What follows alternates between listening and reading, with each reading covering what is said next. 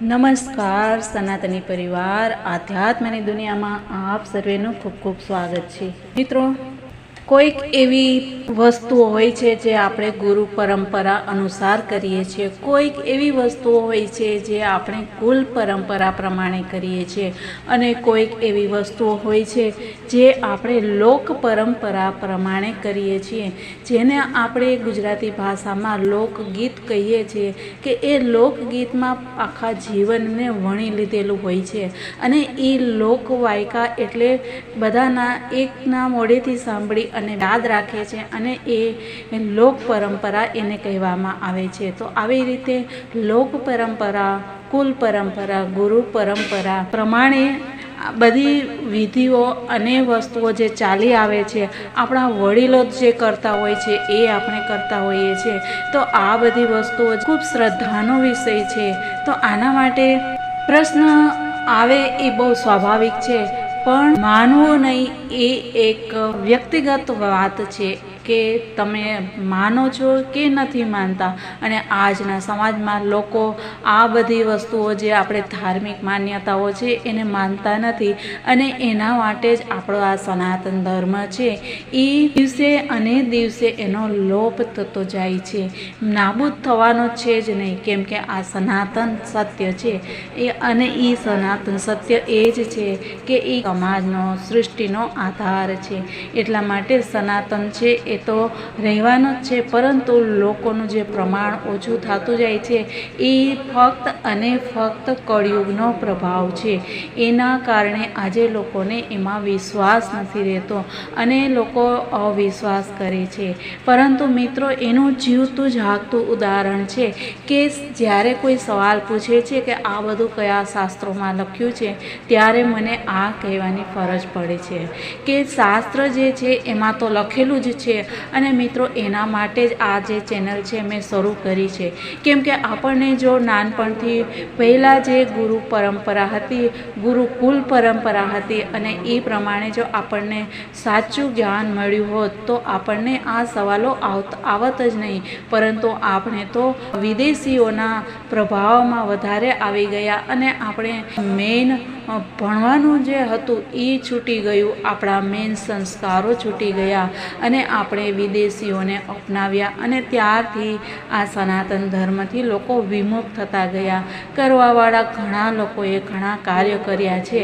બીજી વાત એ પણ જણાવું કે મિત્રો, જ્યારે કોઈ કંઈક જ્ઞાન હોય અને જ્યારે સમાજ પ્રત્યેનો એવો ભાવ હોય કે જેમ આપણે આપણા બાળકને એમ થાય આપણે કે બાળકને આપણે બધું શીખડાવીએ, સમજાવીએ અને એને હોશિયાર કરીએ, આપણે એને સારા સંસ્કારો આપીએ, તો જ્યારે આ એક ભાવ છે એ દરેક જ જનનીના હૃદયમાં છુપાયેલો જ રહે છે।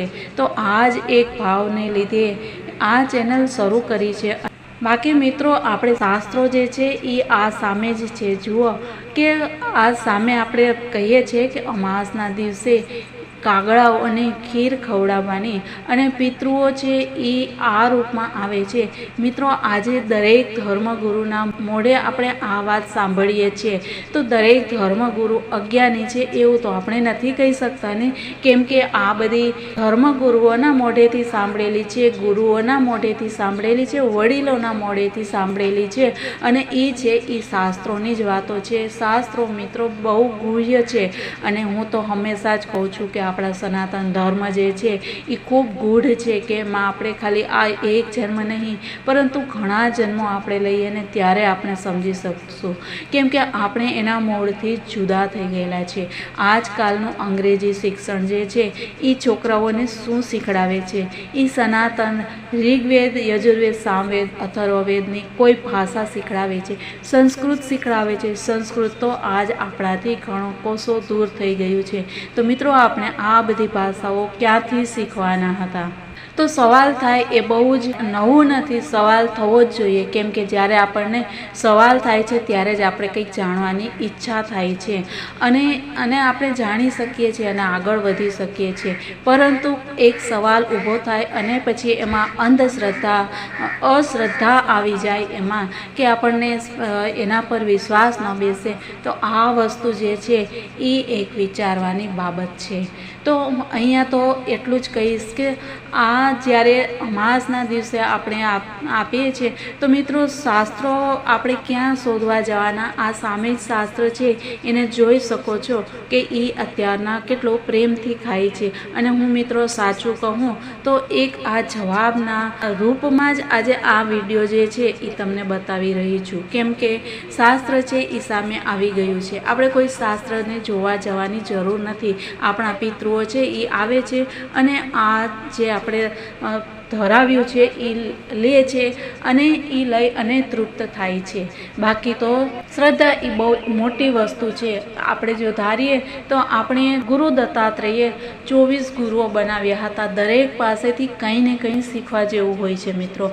કોઈ પણ વ્યક્તિને લ્યો તમે તો એની પાસે શીખવાનું મળશે. તો આપણે ગુરુ દત્તાત્રેય જેવું જીવન જીવવું જોઈએ કે દરેક પાસે કંઈ ને કંઈ ગુણ હોય છે. આપણે એવું ક્યારેય નહીં સમજવાનું કે મને બધું જ આવડે છે અને લોકોને કાંઈ નથી આવડતું કે અજ્ઞાની છે, એવું સમજવાની ભૂલ ન કરવી જોઈએ. અને શાસ્ત્રો ખૂબ ગૂઢ છે મિત્રો. મારી પાસે જોશો તો આ આખી આલમારી ભરેલી છે. જીવનમાં ઘણી વસ્તુઓ શીખી છું હું. જ્યોતિષ માટે પણ હું કહું તો મિત્રો જ્યોતિષ જે છે એમાં થોડોક જન્મના સમયમાં ફેરફાર હોય તો પ્રેડિક્શન ફળાદેશ સાચું પડતું નથી, કેમ કે એમાં થોડોક પણ ફેરફાર થાય તો નક્ષત્ર છે બદલી જાય છે, એનું ચરણ બદલી જાય છે અને પ્રેડિક્શનમાં ફરક આવી જાય છે. તો જ્યોતિષમાં ઘણા લોકોને એના માટે શ્રદ્ધા બેસતી નથી.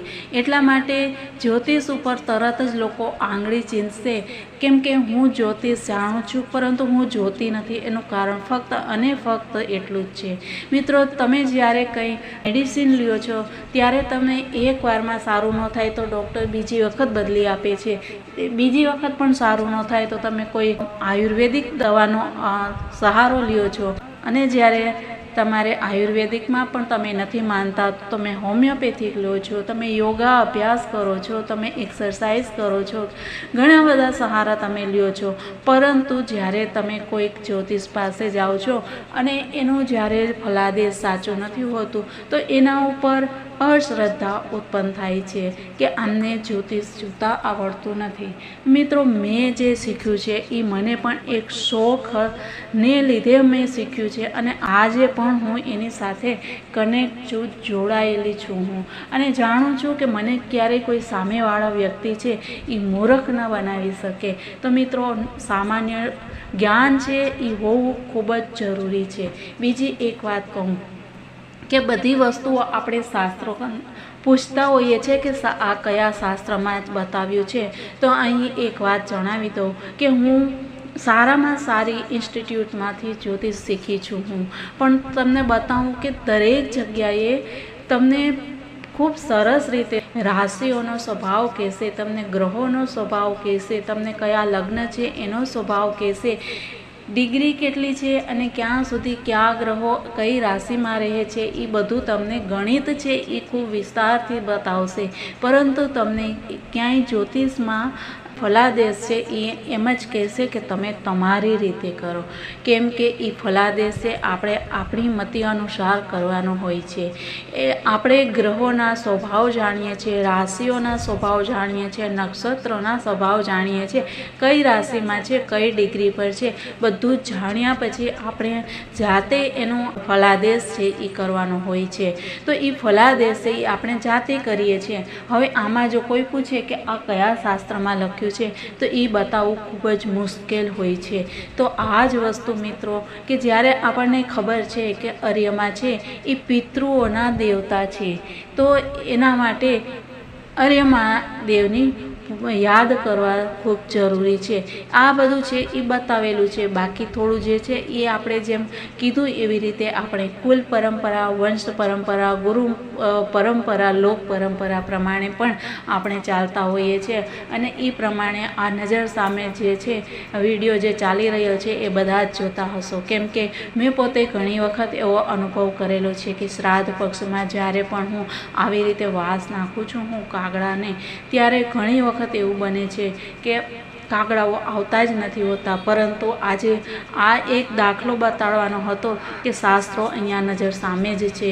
એના માટે મિત્રો કહું તો ચાલે કે આ પિતૃઓની જે છે એ ખૂબ અસીમ કૃપા છે, એને લીધે આજે નજર સામે આવી ગયા છે. નહીં તો ઘણી વખત મને એમ થાય અને પછી હું એવી રીતે મન મનાવી લઉં કે પિતૃઓ, આપણા જે પિતૃઓ છે એ તૃપ્ત થઈ ગયા છે. કેમ કે મિત્રો આજે ઘણા વર્ષોથી દર વર્ષે મારા સાસુ જ્યારે જીવતા હતા ત્યારે એમણે ભાગવતની પોથી જે છે એ લખાવી લીધી છે મંડળમાં. તો દર વર્ષે મારા સાસુને સસરાના નામની પોથી છે એ આવી જ જાય છે. અને આજે કેટલા વર્ષો થઈ ગયા, 25 વર્ષ થઈ ગયા હશે અને એનાથી પણ વધારે થયા હશે કે અમે ભાગવત કથા જે છે એનું પૂજન પણ કરીએ છીએ, પિતૃઓની આરાધના પણ કરીએ છીએ. તો હું હંમેશા એવું કહું કે આપણા પિતૃઓ છે એ તૃપ્ત થઈ ગયા છે. કેમ કે એમને જ્યારે મોક્ષ મળી ગયો હોય અને હવે એ પિતૃયોનીમાં નથી, એટલા માટે પિતૃઓ છે એ આવતા નથી. પરંતુ પિતૃઓ જે છે એ એના પણ આશીર્વાદ સાથે જ હોય છે. અને એટલા માટે આજે જ્યારે મેં આ પ્રસાદ ધરાવ્યો છે અને વાણીને સત્ય કરવા માટે આ બન્યું છે એવું હું ચોક્કસ કહીશ. તો મિત્રો આ છે એ શ્રદ્ધાનો વિષય છે. અને જેમને પણ આના માટે સવાલ અને પ્રશ્ન થયો હોય એમનો આ જવાબ છે. તો મિત્રો મળીએ પાછા આવતીકાલે.